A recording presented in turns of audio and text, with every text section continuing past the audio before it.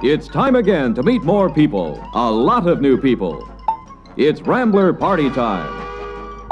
And it's your annual opportunity to make a whole host of new friends for Rambler, for your dealership, and for yourself as Rambler men.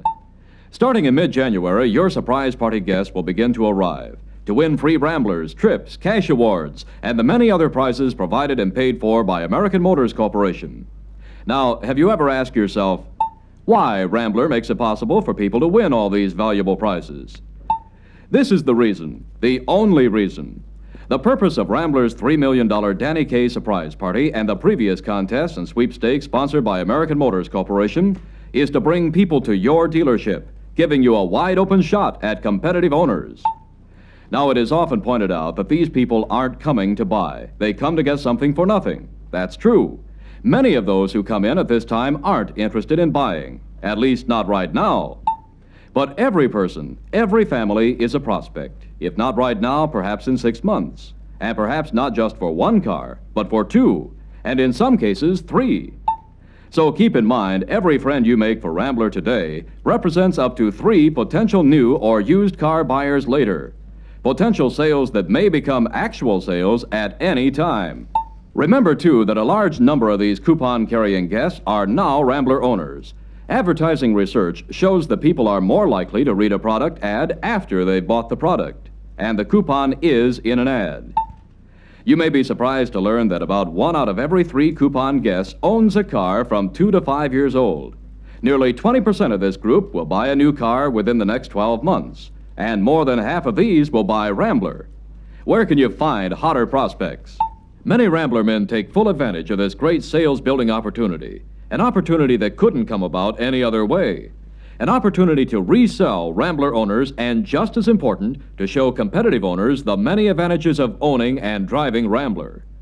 Let's take a look at how 3 live wire salesmen might take advantage of Rambler's traffic-building programs. First, to eliminate confusion about who should get credit for each sale, they arranged to take turns acting as guest greeter. The guest greeter gets no credit for sales during the time he's on greeting duty. The 3 then alternate, taking half a day each as greeter. The greeter will introduce prospects to the other 2 salesmen in turn. The man who actually makes the sale will get full credit. The guest greeter welcomes the prospect in a friendly manner, whether he seems to be interested in buying or not. He answers any questions the prospect may have. He gets the prospect's name and address and registers it on a prospect card, and tries to find out whether the prospect is an immediate prospect or not. If he is an immediate prospect, he turns him over to one of the other salesmen immediately. Oh, that hurts, does it? Remember, he's guest greeter this half day, not salesman. So he turns the prospect over and goes back to his greeting job. If the person is not an immediate prospect, the greeter helps him check out his coupons. If he wins, he congratulates him and tells him what to do next. If he isn't a winner, he helps him fill out his second chance entry. This gives him further opportunity to suggest a demonstration ride or to discuss a sale. If he is still unsuccessful in making a buyer out of the prospect, he escorts him to the door, thanks him for dropping by, and wishes him luck in the future. Incidentally, all who come into this dealership must be given an X-ray book. Then, if they show interest in a specific quality or feature of a Rambler, the salesman offers to explain that feature and how it works, using the X-ray book to do so. After explaining the features or qualities of which the prospect indicated interest, the salesman offers a demonstration ride to show those qualities in action. After that, it's often a short step to closing the sale. But even if he doesn't close right now, during the course of his conversation with the prospect, the salesman has picked up some more valuable bits of information about him. In addition to his name, address, and phone number, he probably knows what kind of car the prospect is driving, its age, the number of children he has, their ages, how many cars in the family, and so on. This is Dorothy, the girl Friday of the sales staff at the dealership mail desk. All prospect cards are given to her. She files them immediately for follow-up 2 months later. Now let's go to another type of prospect who seems to be in the will-buy category. After the prospect checks his ticket, the salesman learns that the prospect is a Rambler owner. His car is 2 years old, but he's not sure if he wants to buy a used car and keep his present car for a first car, or buy a new Ambassador. After looking at the new Ambassador, and after going through the 1964 X-ray book with the prospect, bringing him up to date on Rambler advancements, the prospect won't take a demonstration ride. Although he really seems to like what he's hearing and what he's seen, he doesn't seem to be really concentrating. And although he seems sincere, he's making a be-back sound. But he's not biting his lip or pulling at his nose. So the salesman makes one of his favorite suggestions. Favorite not because he likes to work after dinner every night, but because he does like money.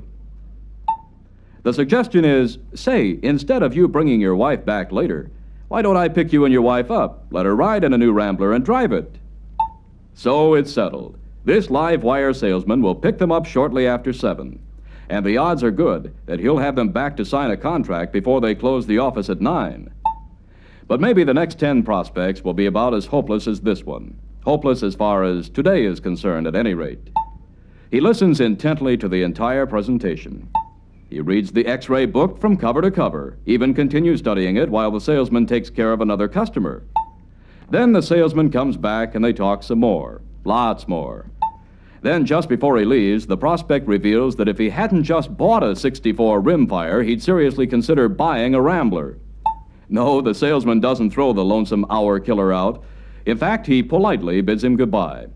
But before he does, he picks up a couple of good leads from him, plus an invitation to see him in the spring. His wife's going to be needing a car soon. As salesmen, men whose livelihoods depend on knowing people, these men have become professional people watchers, people studiers. They've learned that what a customer is saying may not be as important as how he says it and what he does while he says it. They know that learning to read various positive and negative gestures helps keep them on the right track. And they always try to take maximum advantage of every promotion sponsored by the company. They're looking forward to the Rambler $3 million Danny Kaye surprise party as an opportunity to make new friends for Rambler and a big addition to their prospect lists. They know that although some of their Rambler surprise party guests will buy now, the real payoff will come in the months ahead, the second, third, and fourth times they recontact the friends they'll make in the weeks immediately ahead. There may be a dealership staffed with 3 salesmen exactly like those we've just seen in action. But like we said, they're imaginary. But you're not. So why don't you put your face here? You set an example of live wire operation. And begin now to take full advantage of the big Rambler $3 million Danny Kaye surprise party. Besides gaining prestige, some people say it's fun being in the upper 10% income tax bracket. Why not try it and see?